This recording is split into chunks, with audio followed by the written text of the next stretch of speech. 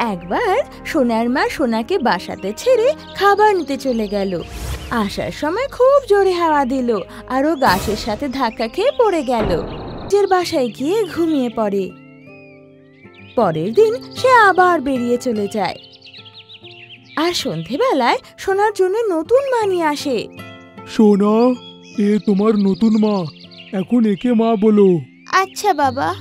আর সোনার বাবা প্রতিবারের মতোই সকালে বেরিয়ে যেত আর যখন ইচ্ছে ফেরত আসতো। এদিকে সোনার নতুন মা আসল রং দেখাতে শুরু করেছিল। সারা দিন বাসায় পড়ে থাকিস, যা গিয়ে একটু বাসা পরিষ্কার কর আর আমার পাটা টিপে দে। হ্যাঁ মা, এখনই করে দিচ্ছি। সোনার নতুন মা নিজের সাথে এক মেয়েকেও এনেছিল যার নাম সুন্দরী ছিল। ও তাকে কোনো কাজ করতে দিত না আর সব কাজ সোনাকে দিয়ে করাতো। সোনা কখনো কখনো নিজের মাকে মনে করে খুব কাঁদতো।